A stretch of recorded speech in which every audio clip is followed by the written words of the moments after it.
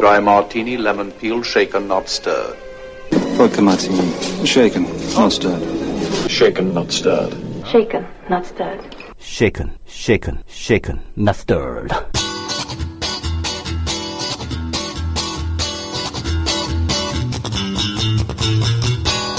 이번 주에 난생 처음으로요, 사우디아라비아에서 온 영화를 한 편 봤습니다. 바로 다음 주에 국내 개봉하는 와즈다라고 하는 제목의 영화인데요. 이란이나 이라크 영화는 몇 편 봤는데 중동 영화 가운데 사우디 영화는 처음입니다. 그도 그럴 것이 사우디에서는 영화가 금지되어 있기 때문이라네요.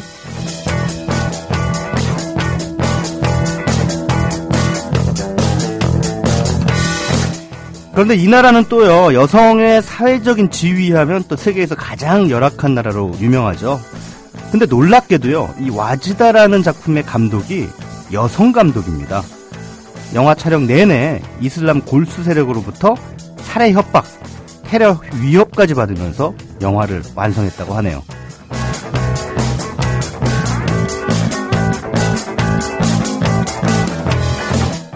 이 영화 와즈다에선 사우디 여성들에게 금지된 자전거를 얻기 위한 어느 소녀의 고군분투가 벌어집니다.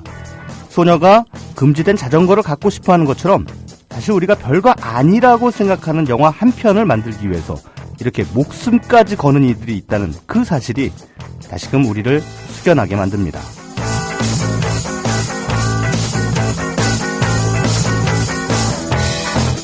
혹시나 이 영화를 보면서 야, 저들에 비하면 우리는 얼마나 편안하냐, 이런 감상을 갖는다면 그건 오만한 거겠죠.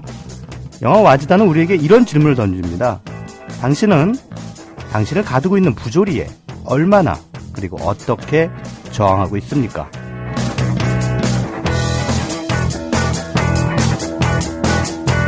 자, 최광의 영화 시익기 생방송으로 진행이 됩니다. 6월 12일 순서 지금 문을 엽니다.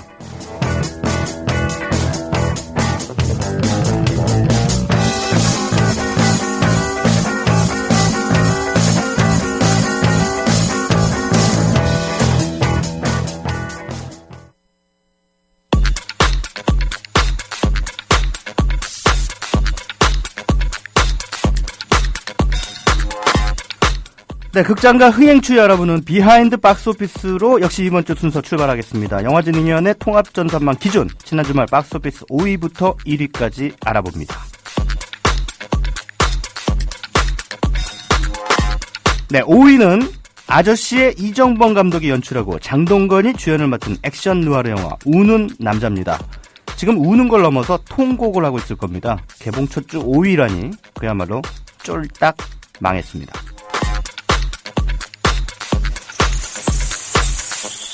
4위는요, 안젤리나 졸리가 마녀로 분한 할리우드 판타지 영화죠. 말레피센트입니다. 개봉 2주차에 접어들면서 한 계단 하락했습니다. 그러나 지난 주말 100만 명 돌파했습니다. 한동안 강세를 보여온 엑스맨 데이즈 오브 퓨처 페스트도 하락 국면이 뚜렷합니다. 3위를 차지했고요. 누계 관객은 그러나 400만 명 돌파했습니다. 아쉬울 게 없는 성적이네요.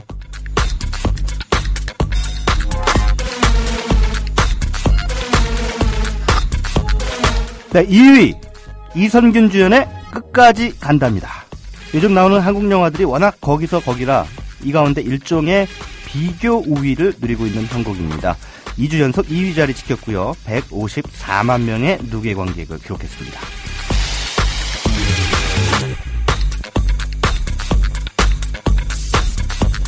네, 영예의 1위 톰 크루즈 주연의 할리우드 SF 영화 엣지 오브 투모로우입니다. 개봉하자마자 단숨에 200만 명을 넘어서면서 그야말로 파죽지세의 비행세를 보여주고 있는데요. 이런 기세는 아마도 트랜스포머 속편이 개봉하는 이달 말까지는 당분간 계속 이어질 것 같습니다.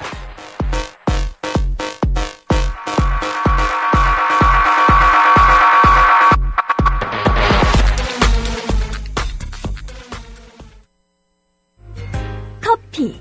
이제 아무거나 마시지 말자.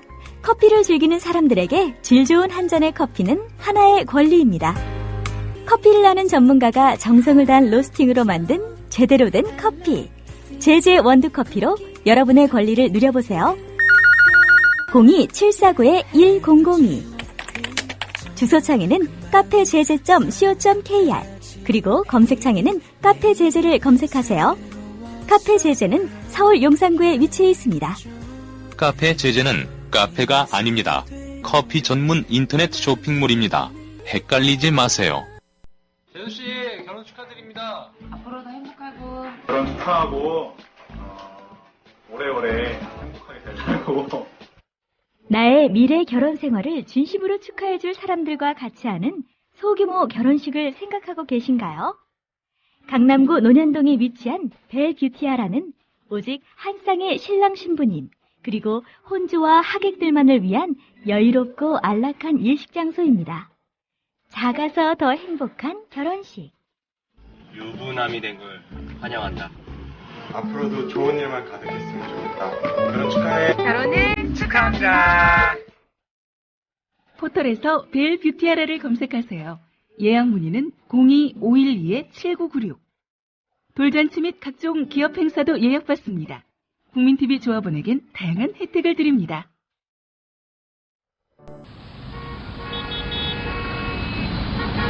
부장님, 대리운전은 뭐 부를까요? 아, 대리운전. 블랙박스 주는 1800-6606 대리운전이 있지 않은가? 아, 20회 이용시 블랙박스를 주는 1800-6606 블랙박스 대리운전이요? 그럼 검색창에 블랙박스 대리운전을 검색해보게. 홈피에는 다양한 상품들도 있다네. 저기 부장님, 블랙박스 대리운전에서는 국민TV에 후원도 한다면서요. 자네도 블랙박스도 주고 후원도 하는 1800-6606 이용하게. 역시 대리운전은 1800-6606. 네, 여러분 안녕하십니까. 최광의 영화 쉐이킷입니다. 지난주가 녹방이었습니다. 제가 뭐 개인적인 사정이 있어가지고 녹방으로 진행이 됐는데, 기술적인 문제가 있었는지, 네, 모노로 들렸다. 그러니까 스테레오가 아니라 모노로 들렸다. 한쪽 귀로만 들렸다. 이렇게 계속 그 게시판에도 많은 분들이 써주셨네요. 제작진을 대신해서 사과드립니다. 뭔가 좀 기술적인 문제가 있었던 것 같은데요. 체크를 해보도록 하겠습니다. 지금은 괜찮게 들리시나요? 어떠십니까? 게시판에도 글 좀 올려주시기 바라겠습니다. 어느 틈님, 생방송 반가워요. 와즈다 얘기 들어보니 한번 보고 싶어져요. 라고 말씀하셨습니다. 네, 꼭 보십시오. 문광님 출첵합니다. 라고 말씀을 해주셨습니다. 앞서서 비하인드 박스 오피스 들어보셨는데, 그 우는 남자, 뭐, 나름대로 이정범 감독, 그리고 장동건 씨 주연의 영화라서 기대가 많았던 작품인데, 제 개봉 첫 주말 5위. 근데 이 영화는 그나마 낫습니다. 장진 감독과 차승원이 합작한 영화죠. 히어로는 또 6위예요. 요즘 한국 영화들이 굉장히 부진해요. 근데 부진한 이유가 있습니다. 못 만들거든요. 네, 재미가 없어요. 근데 왜 이렇게 재미가 없어졌을까요? 한국 영화가 갑자기. 올 초에 보면은 변호인하고 수상한 그녀가 굉장히 대박 흥행 터트린 뒤에 계속해서 뭐 이렇다 할 흥행작이 없습니다. 영린이 그나마 조금 체면 치레를 한 정도이고요. 나머지 영화들은 거의 중박 아니면 쪽박. 지금 한국 영화 좀 정신 차려야 될 상황인 것 같습니다. 사실 이 구조적인 문제죠. 왜냐하면 그 시나리오 선구안이 없어요. 그 돈 되는 사람들이. 뭐 그러다 보니까 뭐 스타급 배우, 스타급 감독 있으면 대충 시나리오가 엉망이라더러 그냥 투자를 하는 거죠. 또 관객들이 거기에 대해서 네, 뭐 그냥 몰려올 것이다 이렇게 순진하게 믿고 투자를 하는 건데 관객들이 바보입니까? 네, 아무리 그 A급 스타가 나온다고 해도 영화가 재미없으면 외면하기 마련입니다. 또 최근에는 칸 영화제 뭐 생각나시나요? 최근에 몇 년 사이에 칸 영화제 경쟁 부문에 한국 영화 진출한 적 있나요? 없죠? 네, 그만큼 지금 해외에서도요, 한국 작가주의 영화가 지금 홀대받고 있습니다. 예전만큼 한국 영화가 그 에너지가 없다. 이게 바로 해외에서 한국 영화를 바라보는 시각입니다. 왜 이렇게 됐을까요? 양극화 때문이죠. 네. 있는 놈만 계속 돈 버는 구조. 네. 한국 영화계의 그 양극화도 결국은 이렇게 어떤 상상력과 문화적인 수준, 전체적인 그 영화의 질의 하락으로 이어지고 있다는 거 최근 상반기에 한국 영화가 그대로 입증을 해보이고 있습니다. 자, 이런 가운데 반가운 소식이 있네요. 지난주에 제가 상상마당 음악영화제 관련해서 게스트 토크를 했는데요. 매진 행렬이 이어지고 있답니다. 지금 좌석 점유율이 70%를 상회하고 있다고 하는데요. 역시 최강의 영화 쉐이킷이 거기에 한 몫을 했다. 네, 저는 그렇게 믿고 싶습니다. 15일 폐막한다니까요. 아직 시간이 남았습니다. 상상마다 음악영화제에 가시면 아주 독특한 음악영화들의 향연을 푹 빠지실 수 있습니다. 다른 독특한 영화제 소식도 하나 전해드릴게요. 2월 19일부터 25일까지 아트하우스 모모에서 열리는 아랍 영화제입니다. 제가 앞서 오프닝에서 와즈다라고 하는 그 중동 영화 소개해드렸는데요. 우리 흔히 극장가에서 만나볼 수 없는 아랍 영화들의 세계에 또 빠져보실 수 있습니다. 6월 19일부터 25일까지 서울에서 아트하우스 모모에서 진행이 되고요. 6월 20일부터 26일까지는 부산에 있는 영화의 전당에서 진행이 됩니다. 자, 모든 영화가 공짜랍니다. 네, 안 가실 수 없겠죠? 네, 꼭 가보시기 바라겠습니다. 섞지 말고 흔들어로 이어갑니다.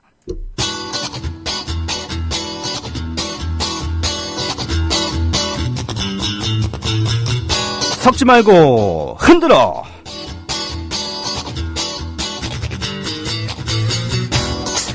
자, 로맨틱 코미디 영화 좋아하시나요? 여기에도 일종의 법칙이라는 게 있습니다. 지난주에는 야한 영화 흥행 법칙이라고 했었는데 이번 주에는 제가 로맨틱 코미디 영화의 법칙을 한번 말씀을 드리겠습니다. 물론 뭐 반드시 모든 로맨틱 코미디가 법칙대로이긴라는 말씀은 아닙니다. 하지만 대체로 들어맞습니다. 자, 어떤 법칙이 있느냐? 크게 세 가지입니다. 자, 우선 여자 주인공 너무 예쁘면 안 돼요. 좀 털털하고 푼수 같은 성격의 소유자일 때가 많습니다. 그리고 둘째, 별로 예쁘지 않습니다. 이게 중요합니다. 예, 귀여울 수는 있어요. 하지만 절대 남성들의 시선을 사로잡을 만한 경국지색의 미녀여서는 안 됩니다. 설령 주연 여배우가 좀 예쁘다 하더라도 어딘가 좀 모자란 걸로 설정되는 경우가 많죠. 세 번째 법칙, 이것도 중요합니다. 남자 주인공은 무조건 멋있어야 돼요. 네, 준수한 훈남이어야 됩니다. 즉 로맨틱 코미디는 이 소박한 여자 주인공이 멋진 남성의 구애를 받는 과정에서 티격태격 갈등이 불거진 끝에 알콩달콩 끝내 그 사랑이 이루어지는 스토리를 근간으로 하고 있다. 이렇게 봐도 무방하겠습니다. 자, 줄리아 로버츠의 출세작이죠. 1990년에 나왔던 귀여운 여인 Pretty Woman. 네, 기억하시죠? 네. 그리고 또 르네 젤레거 주연의 브리짓 존스의 일기 2001년작인데 또 뭐 캐서린 헤이글이 주연했던 어글리 트루스 이런 작품들이 다 로맨틱 코미디인데요. 여자 주인공의 처지가 귀여운 여인에서는 이제 거리의 여자였고 브리짓 존스의 일기에서는 방송 프로듀서 그리고 어글리 트루스에서는 골드미스 이렇게 점점점 신분이 승격되죠. 근데 이걸 빼면 대부분 앞서 말씀드린 로맨틱 코미디의 법칙에서 크게 벗어나는 경우가 별로 없습니다. 왜 이런 법칙이 적용될까요? 이유는 지당합니다. 네, 로맨틱 코미디의 주요 타겟이 여성이기 때문이죠. 근데 어떤 여성들이냐? 스스로 경국지색의 미모를 지녔다고 생각하지 않음과 동시에 훈남의 사랑은 갈구하는 그런 여성들이죠. 고로 영화는 그들의 판타지를 대리 만족시켜 줘야 하기 때문입니다. 가끔은 그 판타지를 좀 더 극단적으로 밀어붙이는 경우도 있죠. 훈남이 하나도 아니고 브리짓 존스의 일기처럼 둘이 동시에 들이대는 거. 네. 우리나라에서도 그 귀연이의 인터넷 소설을 바탕으로 만들어졌던 영화 있죠. 2004년작 늑대 유혹, 또 꽃보다 남자 이런 드라마 이런 게 인기를 얻는 게 이상한 일이 아니죠. 내가 좋다고 덤비는 놈이 하나보다야 둘이 낫고 둘보다 넷이 훈훈하죠. 그야말로 입맛에 맞게 고르는 재미가 있습니다. 난 이놈이 좋아. 그래? 난 저놈이 좋아. 얘기거리도 풍성해지죠.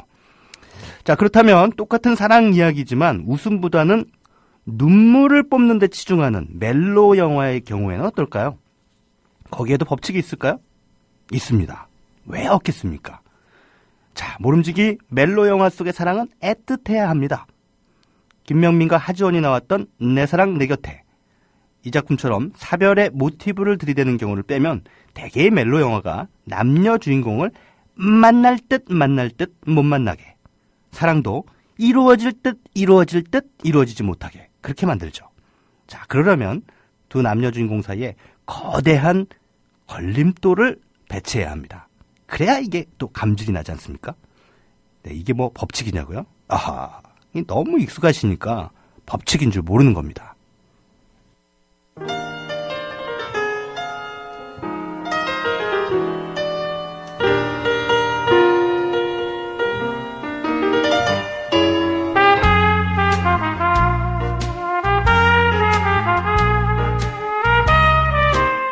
As Time Goes By가 흐르고 있습니다. 저 위대한 멜로의 고전 1942년작 카사블랑카.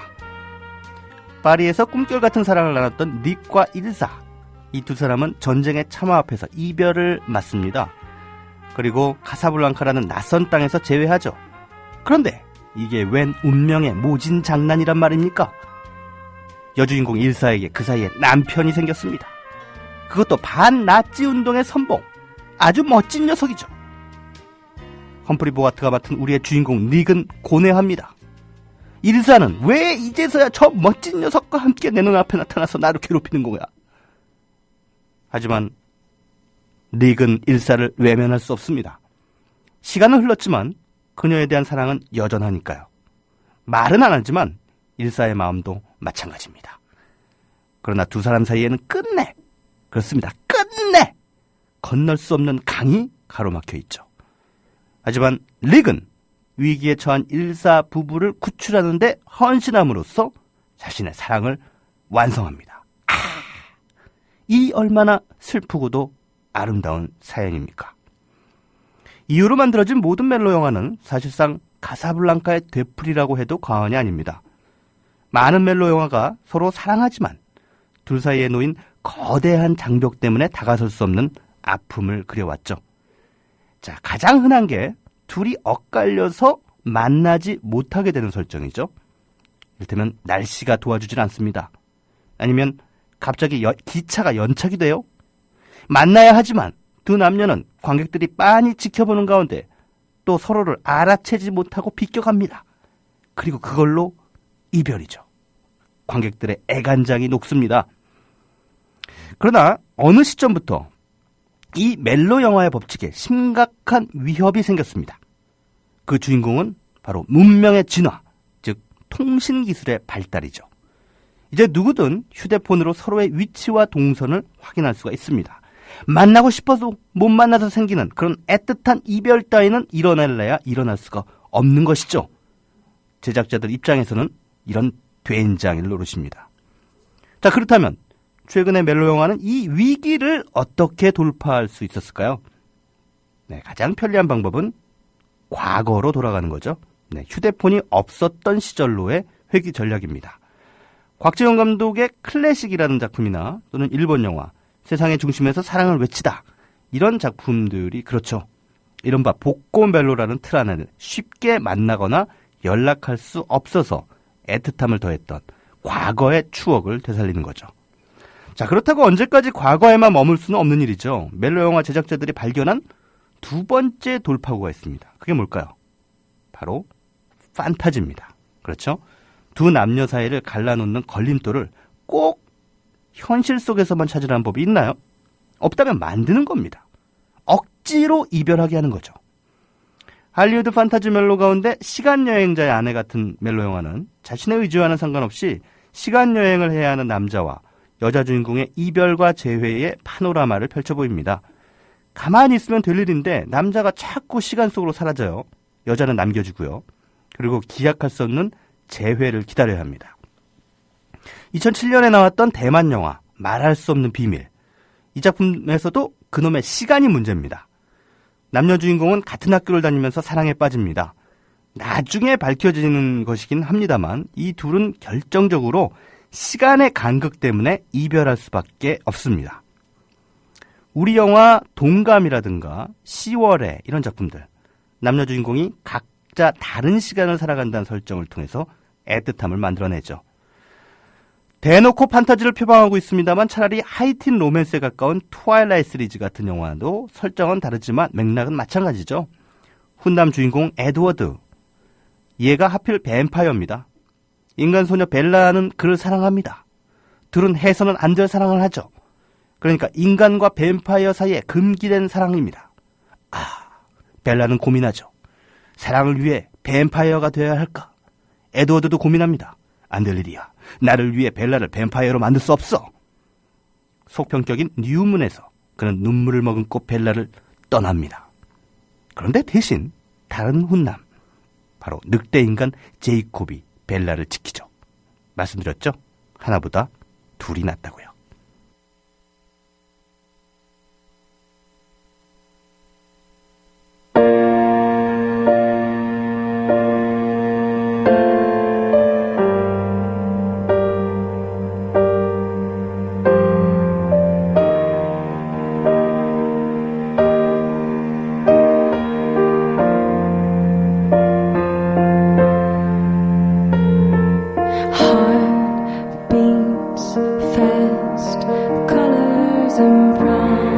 자, 이 정도라면 애틋한 사랑의 연대기를 이어가려는 멜로 영화들의 노력이 그 자체로 눈물겹지 않습니까?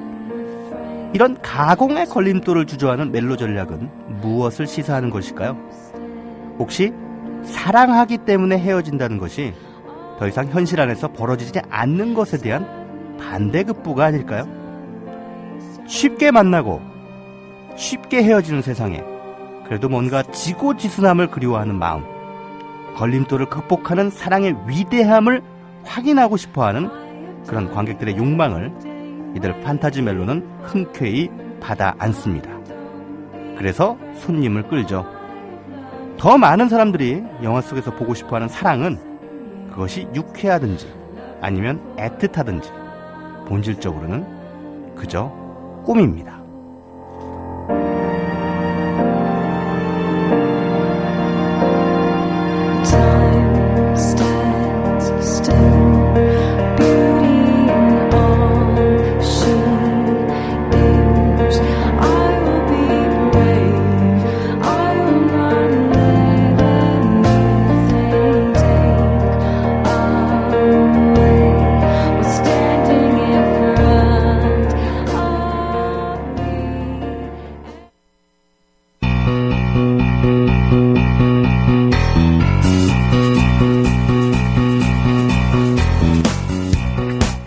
네, 이번 주 개봉작 알아보죠. 현금 평점도 매겨봅니다. 개봉작 두루칩입니다. 이번 주에도 모두 3편의 신작들을 두루쳐볼게요. 볼륨 업!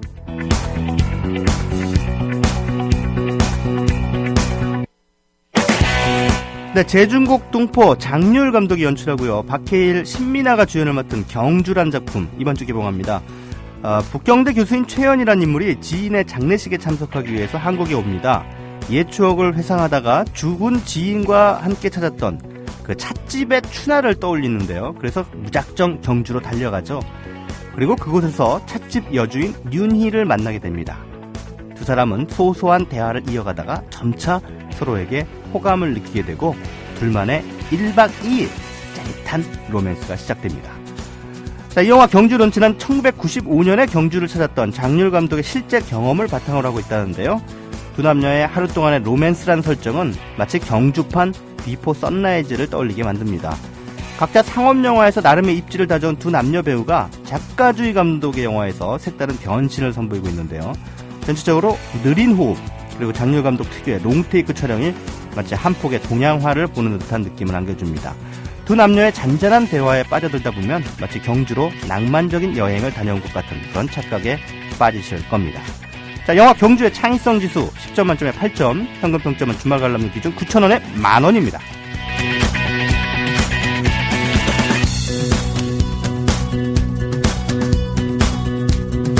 네, 뱀파이어와 사랑을 나눈다는 독특한 설정의 로맨틱 코미디 그댄 나의 뱀파이어 이번 주 극장가에 간판을 내겁니다. 조금 있다가 이 영화의 이원혜 감독과 박정식 배우를 시네톡톡 시간에 모시겠습니다. 자, 줄거리 말씀드릴게요. 규정이라는 이름의 시나리오 작가 진방송의 주인공인데요. 엉뚱하면서도 발랄하고 나름 귀여운 구석이 아주 많은 내일 모레 30 처녀죠. 어느 날 짝사랑하는 친구 애인과 하룻밤 사고를 치고요.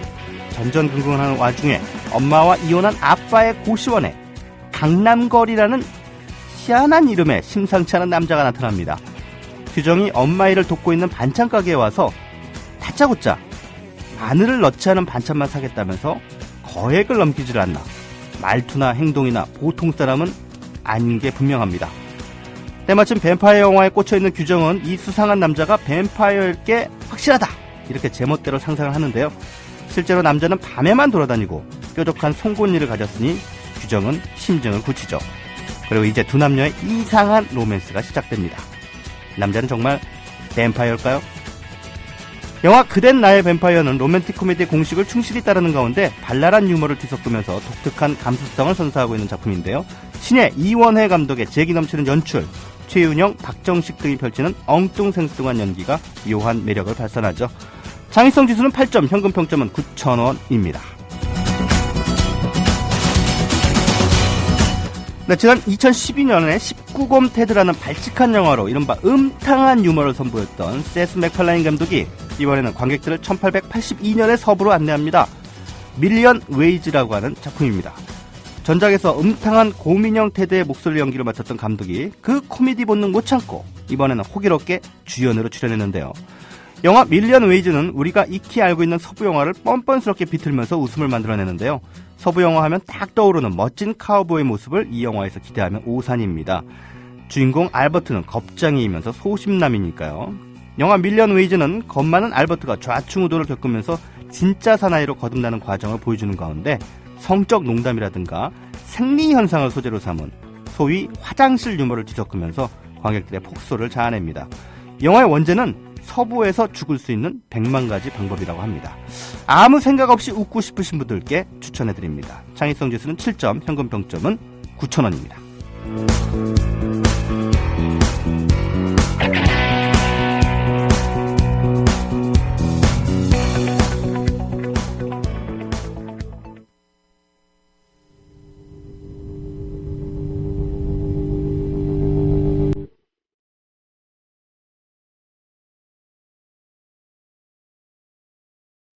네, 이번 주 박스오피스 1위를 차지한 영화죠. 엣지 오브 투모로우에 흘렀던 곡입니다. 존 뉴먼이 부릅니다. Love Me Again. 듣고 와서 시네톡토로 이어가겠습니다.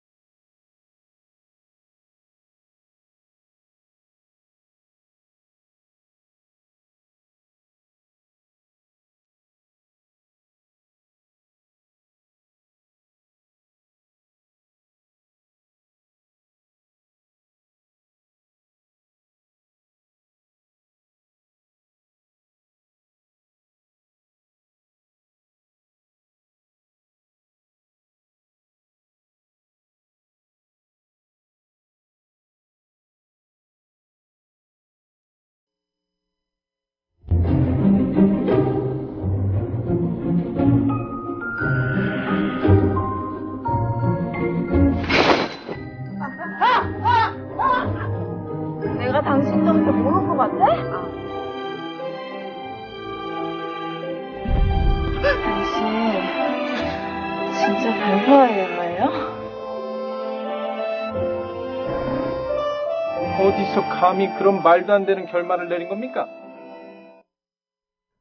어디서 감히 그런 말도 안 되는 결말을 내는 겁니까? 네.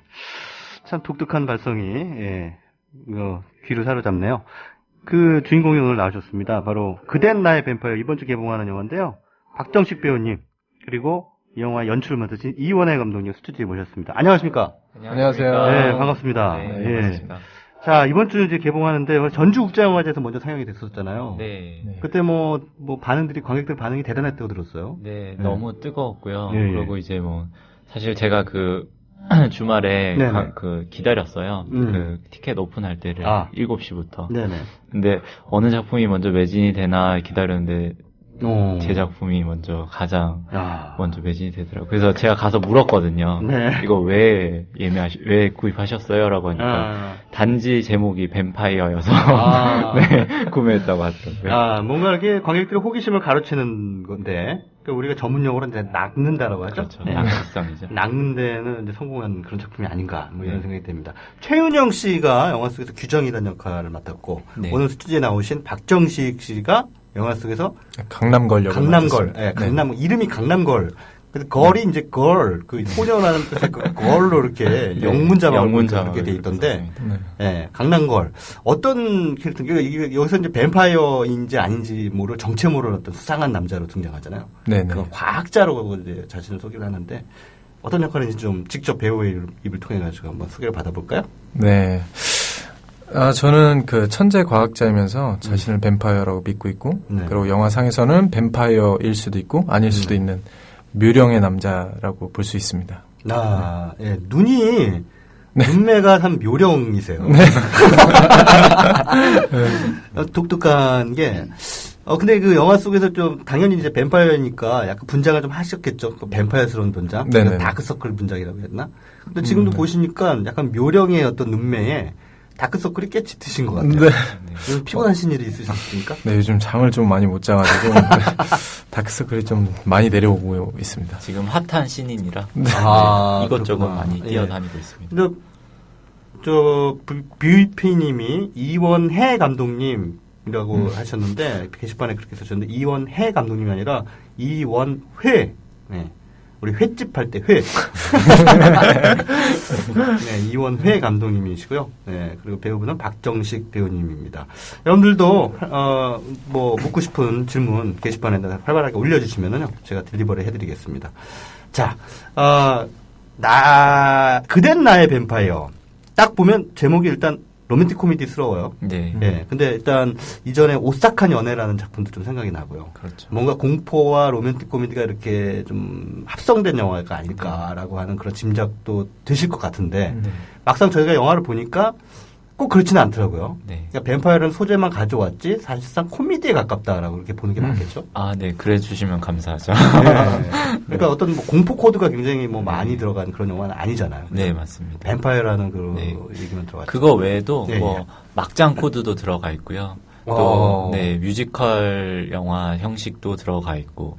네, 뭐 강아지를 위주로 이제 강아지가 잃어버린 그 사건을 위주로 좀 더 서스펜스나 이런 걸 좀 주려고 했지만 그게 잘 표현되는지는 확신할 수 없고요. 극장에서 확인하시면 좋을 것 같습니다. 말은 이제 극장에서 확인하는 얘기인데 한 8개 장르의 특성을 좀 고루고루 맛보실 수 있습니다. 네. 우리 그 박정식 배우님은 이제 제가 다른 영화에서는 거의 뵌 적이 없어요. 이번 영화가 첫 주연인가요?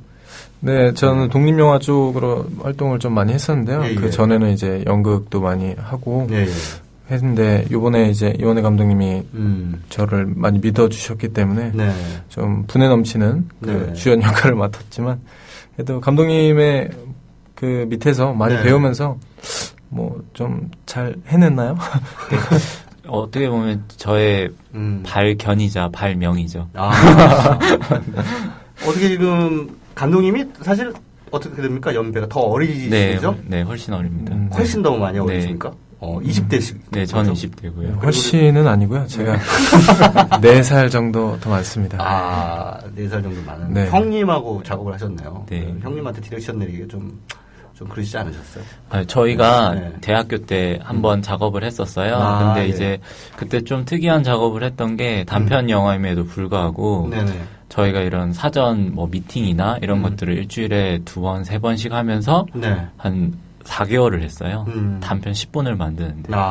그래서 그 과정에서 서로 캐릭터 이제 모델링하고 뭐 이야기가 함께 만들고 이런 과정들에 대해서 사실 되게 지지를 받기 힘들거든요. 피곤하거든요. 그 단편 한 작품을 위해서 그렇게 모든 거를 열정적으로 이제 최선을 다해줄 수 있는 배우가 많지 않았었어요. 근데 그 배우 중 하나였죠. 그래서 그거에 대한 믿음이 있었고, 그리고 이번 작품에 이제 강남걸의 캐릭터도 사실 되게 흔하지 않은 캐릭터잖아요. 목소리 톤도 그렇고, 행동도 그렇고. 그러니까요. 근데 이거를 하기 위해서, 뭐, 물론 이제 기성 배우들도 뭐 그런 작업을 하시는 분들이 많긴 하지만, 그래도 이제 어떤 스타들이나 이런 거는 스케줄이나 이런 거에 좀 비례해서, 아무래도 역할 창조에 좀 많은 시간을 이제 할당할 수 없는 건 좀 현실인 것 같아요.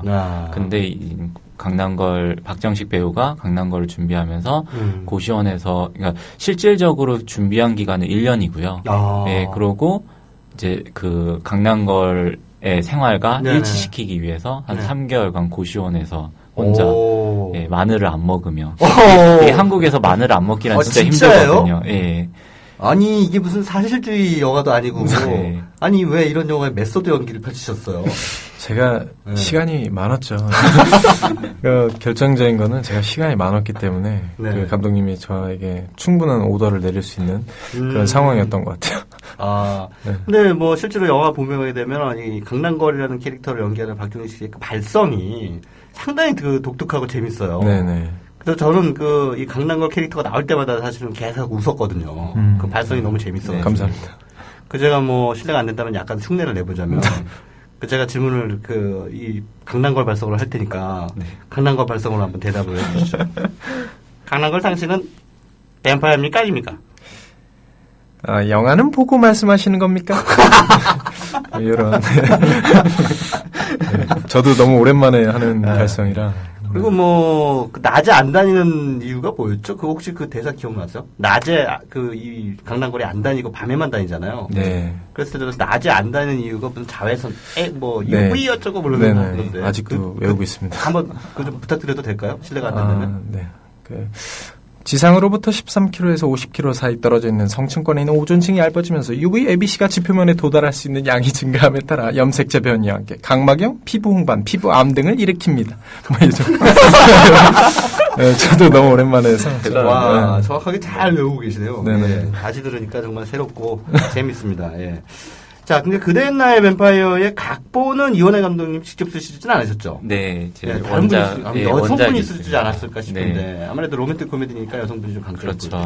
제가 약한 부분을 이제 작가가 여성의 감성으로 채워줬습니다. 야, 그러니까 원래 오리지널 시나리오를 쓰신 거를 감독님이 어떤 각색 작업에 참여를 하신 겁니까? 아니면 오리지널 시나리오부터 같이 참여를 하신 겁니까? 아니요, 원작은 이게 희곡으로 있었어요. 아, 원래? 네, 희곡 종이로만. 올라오진 않고요. 상연은 안 됐고. 네네. 근데 이제 그 서랍 속에 있던 거를 제가 우연히 발견하고 이거는 제가 영화로 하고 싶다. 네, 그렇게 해서 이제 시작이 된 거죠. 아, 그렇군요.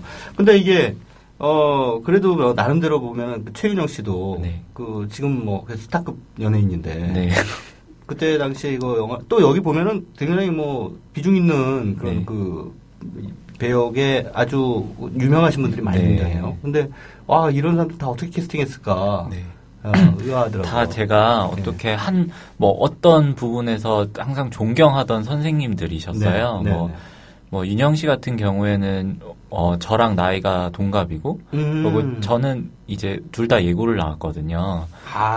최윤영 씨는 너무 귀엽더라고요. 네, 라이벌 예고를 나왔는데 기성 배우를 하는 것도 좋았는데 기성 배우를 쓸 때는 원래 어떤 특정 이미지를 보고 감독들은 컨택을 하잖아요. 근데 그렇게 보이는 것도 제 영화에서 매력이 없을 것 같고 어떤 새로운 인물을 그 사람에 맞는 어울리는 역할로서 소개해 주는 게 그러니까 저는 이렇게 캐릭터를 만드는 과정이 너무 기뻐요. 그래서 어떻게 보면 제가 아까 말씀드렸던 강남걸을 제 발견이자 발명이라고 한 것도 좀 그런 못 봤던 캐릭터들을 보여주고 또 그런 것들이 관객들이 새로워라고 말씀해 주는 게 너무 기뻐가지고 그런 측면에서 최윤영 씨와 작업을 했고요. 그리고 기존에 문희경 선배나 김종구 선배님은 워낙 영화에서 훌륭한 연기 보여주셨으니까 그런 거를 통해서 접근은 했는데 이제 그분들의 실제 생활을 보고 그리고 얘기를 들어보니까 또 영화랑 또 다른 모습들이 있더라고요. 쉽게 얘기해서 이제 소녀 같은 그리고 소년 같은 나이 드시는 네, 그래서 그런 것들을 좀 저는 끌어내려고 좀 유도를 많이 했던 것 같아요. 네. 그렇군요. 공릉동 아줌마님이 게시판에 글을 올려주셨습니다. 박정식 씨 개성 있네요. 진짜 뱀파이어 느낌이. 독특한 영화 흥미로워요.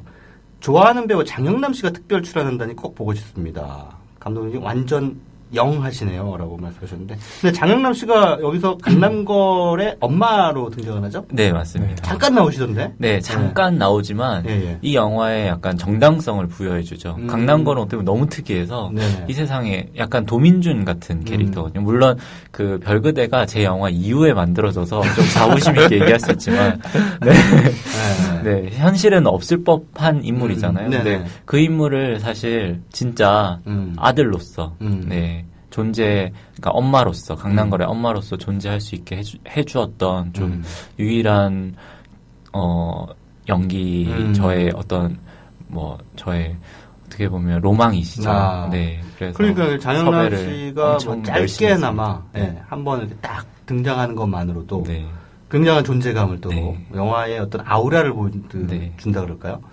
참 그런 배우들이 소중한 것 같아요. 그렇죠. 네, 특히나 그 장영남 씨의 또 독립영화사랑은 또 남다르지 않습니까? 근데 이 영화는 독립영화라고 부르긴 좀 애매한 구석이 있어요. 왜냐하면 전체적으로 봤을 때 장르 영화에 가깝고 상업 영화라고 봐도 무방하지 않을까. 그래 주시면 너무 감사합니다. 예. 제가 보기에는 그냥 일반 메이저 그 배급사에서 뭐 한 200개, 300개 정도 상영관 잡고 틀어도 무방할 그런데 대중성이 강한 그런 작품이라는 생각이 들거든요. 네, 처음엔 그렇게 시작했는데요. 근데 이제 뭐 그런 메이저로 가면은 좀 저희가 지키기 힘든 부분이 있었어요. 뭐 사실 가장 큰 건 박정식 배우. 저는 박정식 배우가 제게 항상 날개를 달아줄 수 있는 배우라고 믿었었는데, 이제 사실 메이저로 간다는 거는 제가 박정식 배우와 함께 하지 못한다는 의미이기도 하더라고요. 네, 그래서 저는 우리가 함께 하고 싶었습니다. 근데 영화로 이제 메이저에서 아마도 감독님보다는 박정식 배우에게 눈독을 들을 가능성이 높아 보입니다. 네, 이제는 상황이 바뀌었죠. 저거 뭐지? 신선한 얼굴인데? 그러면서 왜냐면 우리 박정식 배우님이 딱 보면은 그 마스크가 요즘 뜨는 대세 마스크를 가지고 계셨어요. 제가요? 네. 그런가요? 왜 약간 삔주라고. 네. 이거 우리 일본에서 간장형, 소스형 이렇게 부르는데. 그러니까 뭐냐면은 이제 예전에는 그 서구형 마스크들이 이제 인정을 받았는데 요즘엔 눈 쫙 찢어지고. 안대도 도드라지고. 그런 약간 한국형 얼굴.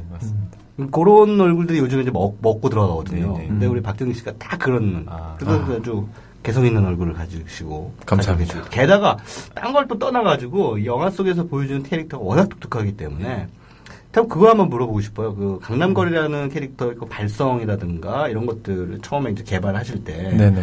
그 말투는 이제 본인이 스스로 한번 이렇게 이제 제안을 해보신 겁니까? 아니면 감독님하고 계속 개발을 함께 해 나가신 겁니까? 아니요, 그런 외적인 부분들을 잡는 거는 감독님이랑 정말 얘기를 많이 했던 것 같아요. 그게 하루아침에 뭐 이렇게 하자? 이렇게 나온 게 아니라 매일매일 검사를 맡았던 것 같아요. 그래서 감독님이 항상 이렇게 딱 열어놓으시는 스타일이거든요. 딱 이걸로 해요 라는 적이 한 번도 없으셨어요. 그래서 항상 조금 열어놓고 다시 한번 해보자 해서 몇 달 동안 걸쳐서 만들어진 목소리이기 때문에 뭐 누가 만들었다라는 그런 개념은 없었던 것 같아요. 그러면 여러 그 후보군들이 있었겠네요. 그렇죠. 발성법에 대한. 그러니까 뭐 탈락한 그 발성법 가운데 몇 개 소개해 주실 수 있는 게 있나요? 시간이 오래됐지만 원래는 너무 목소리를 인위적으로 만드는 게 사실 그 캐릭터도 좀 이상한데 목소리까지 그러면 더 인위적일 것 같기 때문에 원래 그냥 제 목소리로 하는 게 어떠냐 이렇게 제안을 했었는데 바로 안 된다고 더 독특하고 더 좀 어떻게 보면 비호감적인 그런 역할을 좀 원하셨어요 감독님이. 그러니까 뱀파이어는 좀 매력적이고 조금 뭐 신선하고 좀 깔끔하고 이런 느낌이어야 되는데 비호감적인 느낌이었으면 좋겠다. 그래서 그런 목소리가 어떤 게 있을까 여러 가지 생각을 하다가 뭐 좀 목을 이렇게 눌러서 뭐 하는 것도 있었고 좀 톤을 좀 높여서 뭐 지금 흉내는 못 내겠지만 뭐 그랬던 것 같습니다. 어찌됐든 그 캐릭터 하나를 개발하기 위해서 그만한 그 각고의 노력들 또 여러 가지 토론들을 거쳤다는 얘기를 이제 말씀을 들었는데요. 자, 오호와님, 이원예 감독님 몇 명 정도 볼 것으로 예상하시는지요? 굉장히 날카로운 질문인데. 그리고 500만 넘으면 뭐 없어요? 라고 한 500만 넘으면 공약을 지금 요구하신 것 같은데 이분이 지금 언감생심 500만을 말씀하셨습니다. 뭘 해드릴 수 있을까요? 제가 세상에서 뭐 가져다 줄 수 있는 건 다 가져다 줄 수 있을 것 같습니다. 어떻게 보십니까? 이게 지금 이원예 감독님의 장편 데뷔작이라고 해야겠죠? 네, 맞습니다. 장편 데뷔작으로서 일단 뭐 그 극장에 어떤 많은 상영관 수를 확보하지는 않지 않습니까? 네, 전국에 25개 개봉 중이고요. 보통 요즘에는 이제 상영관 딱 보면은 대충 이제 그 갑이 오거든요. 잘 들면 10,000명 넘겠다. 그렇죠. 요즘 평균적으로 한 3,000명 정도가 왔다 갔다 하는데 요 극장 수에. 네네. 근데 저는 이제 10,000명이 저의 1차 꿈의 목표죠.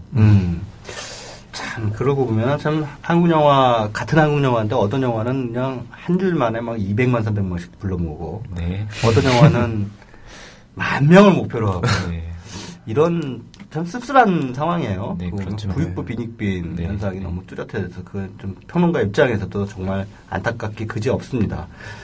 공릉동 아줌마님은 급이 메이저 영화구만요. 상업 영화적으로도 괜찮을 것 같아요. 라고 논평을 해주셨는데요. 그렇게 봐주시면 감사하죠. 너무 감사한 거죠. 저희가 이제 많은 독립 영화들, 최근에 독립 영화들 경향을 봐도 굉장히 무겁잖아요.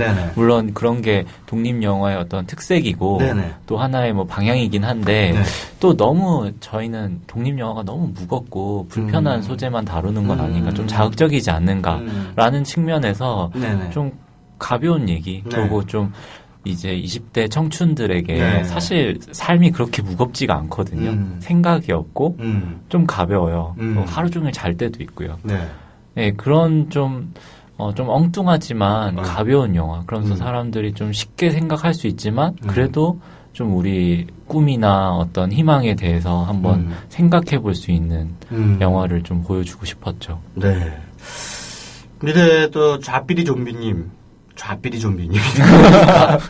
아니, 닉네임을 따셔도 좀 품이 있게. 좌삐리 좀비. 국민 카페에 계시다 올라가신 분이네요. 국민 카페에 계셨던 분인가 봅니다, 이분. 키 훤칠하고 멋지게 생겼던데, 우리 박정식 배우님을 두고 그런 말씀을 하시는 거 같아요. 이원혜 감독님한테. 우리 이원혜 감독님은 좀, 범생 스타일이신 것 같아요. 공부만 하는 범생 스타일. 그리고 우리 박정식 배우님은 앞서도 말씀드렸다시피 좀 요즘 대세남, 삔줄한 대세남이라고 해야 되나요? 나도 뱀파이어님, 너도 뱀파이어냐? 올여름 쭉 3개월 동안 상영될 듯 하네요. 그렇죠. 라고 응원 멘트 올려주셨습니다. 감사합니다. 그리고 코미디 인간님, 관객이 영화 상영하는 시간 내내 몇 번 정도 웃나요? 라고 하셨는데, 하나 세보셨어요? 혹시 시사하실 때? 네, 셀 때는 센 적은 없지만, 약간 이 부분에서 웃어달라는 포인트는 한 몇 포인트가 한 10포인트 정도 있는 것 같아요. 근데 이제 안 웃을 때는 진짜 땀이 나요. 그래서 왜 안 웃지? 이 코미디 영화의 함정이 바로 그거예요. 그러니까는 만들 때는 막 서로 막 재밌어서 웃잖아요. 네, 맞아요. 현장에서 분위기 굉장히 좋고 막 깔깔대고 웃는데 막상 영화를 틀면 그 지점에서 관객들이 안 웃으면 정말 당혹스러울 것 같아요. 맞습니다. 그런 부분도 있었을 테고 또 반대로 별로 그렇게 의도치 않았는데 관객들이 폭소를 터뜨려주는 그런 측면도 있지 않을까 싶은데. 그렇죠. 그래서 아직 저는 그 영화적 내공이 부족한가 보구나. 그 관객과 웃음의 포인트가 아직은 좀 멀구나. 그런 것들을 많이 느꼈었죠. 그러시구나. 그러니까 지금 많이 웃깁니다라는 얘기를 하셔야 되는데 자기 아니 이게요 좀 힘든 게 이거를 이거 재밌대 웃기대라고 해서 보면 실망해요. 이게 공포래 이래서 와도 실망하고요. 이게 그럼 어떤 워밍업이 필요할까요? 영화를 보시기 전에 어떤 기대 수준을 가지고 있어야 될까요? 아니면 이 영화를 볼 때 이런 걸 기대하고 보시면 재밌습니다라고 감독님이 좀 팁을 관객들한테 미리 주신다면 어떤 말씀을 해주실 수 있을까요?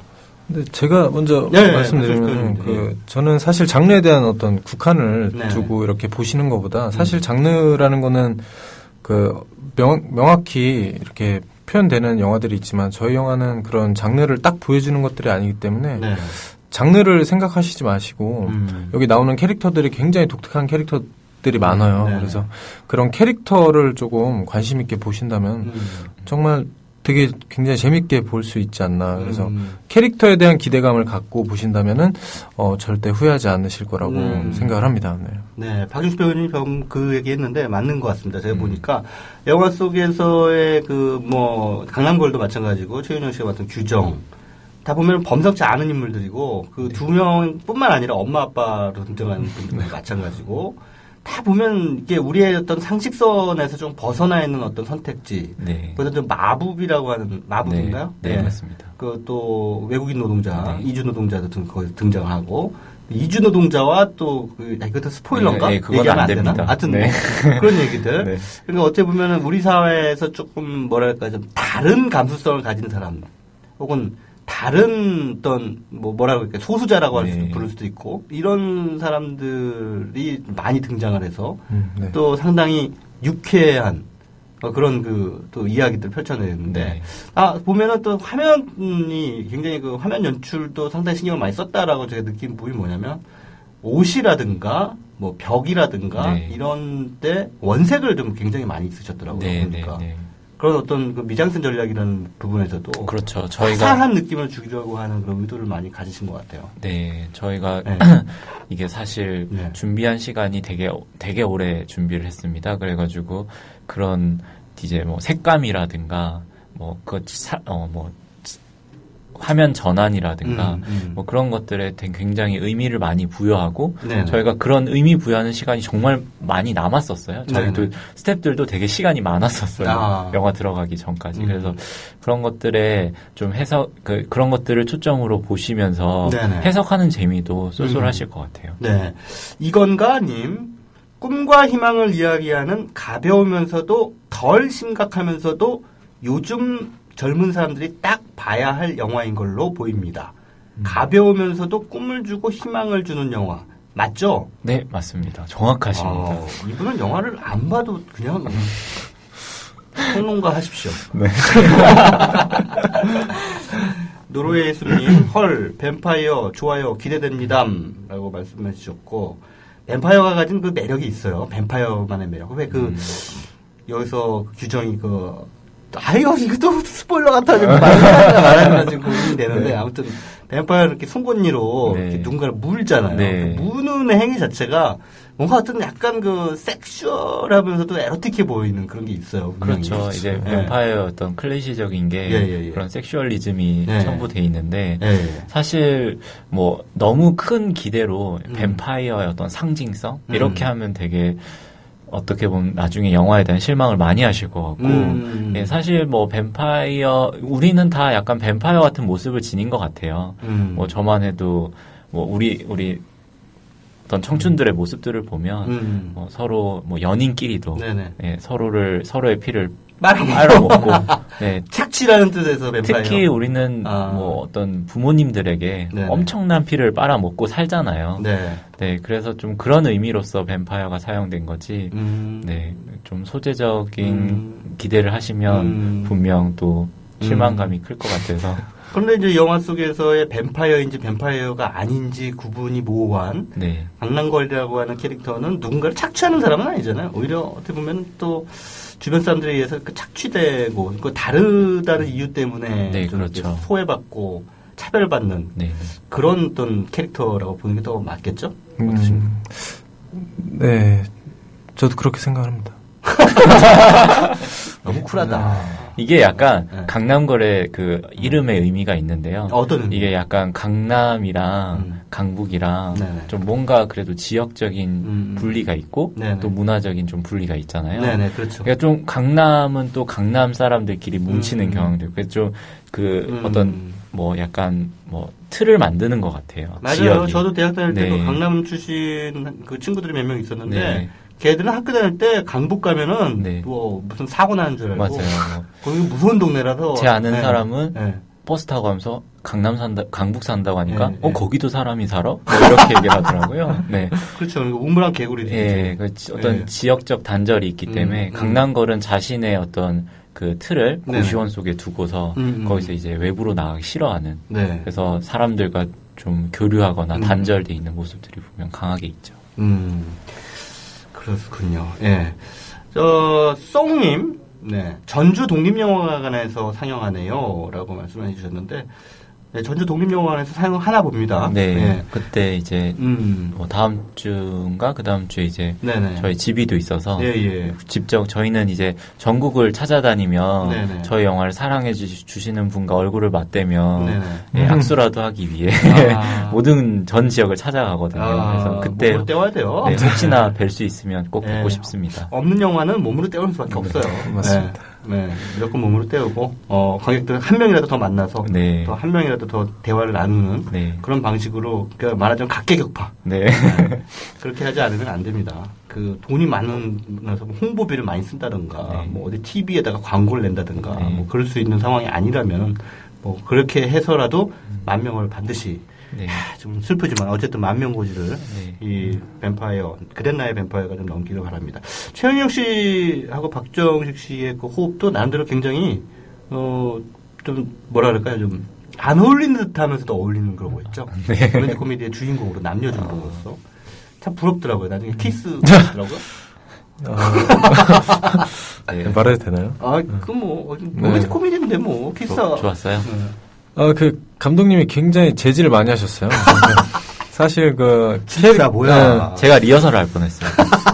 사실 그 캐릭터로서도 조금 재질을 많이 하셨는데 윤영 씨 옆에 그 대기하거나 그럴 때 절대 못 가게 하더라고요. 그래서 많은 얘기를 윤영 씨랑 못 해보고 좀 덜 친해진 상태에서 키스를 신이 있어가지고 굉장히 조금 부끄러웠지만 연기이기 때문에 아무 감정 없이. 이 그 키스씬 이후로 혹시 사심을 가질 것 같아서 제가 제일 마지막 날 이제 가장 마지막 날 촬영을 하고 이제 헤어지기로 그렇게 했었죠. 알겠습니다. 자 이제 뭐 시간이 뭐 웃다 보니까 다 지나가 버렸는데 저기 두 분 또 감독님 배우님 마지막으로 관객분들에게 한 말씀씩 좀 짧게나마 해주시면 감사하겠습니다. 먼저 박정식 배우님부터. 네, 저희 영화 굉장히 귀엽고 사랑스러운 영화입니다. 극장에서 꼭 그 좋은 시간과 좋은 추억을 만드셨으면 좋겠고요. 저 배우 박정식도 많이 사랑해 주시기 바랍니다. 감사합니다. 네. 영화가 극장에 걸려있는 순간까지 저희는 관객들을 만나기 위해 이곳저곳 많이 다니고 있으니까 그 극장으로 오셔서 이제 저희들과 많은 소통 이뤄내시길 저도 기대하고 있겠습니다. 감사합니다.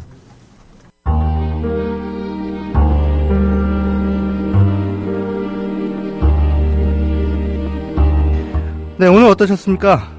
단지 따뜻한 그런 시간만이 아닌 생각하고 깨어있다는 의미에서 인간적인 시간이었기를 바랍니다. 자, 최광의 영화시 읽기 이번 주 순서는 여기서 마치겠습니다. 영화 이터널 선샤인의 테마곡이 이번 주 작별곡입니다. 다음 주까지 즐거워하십시오.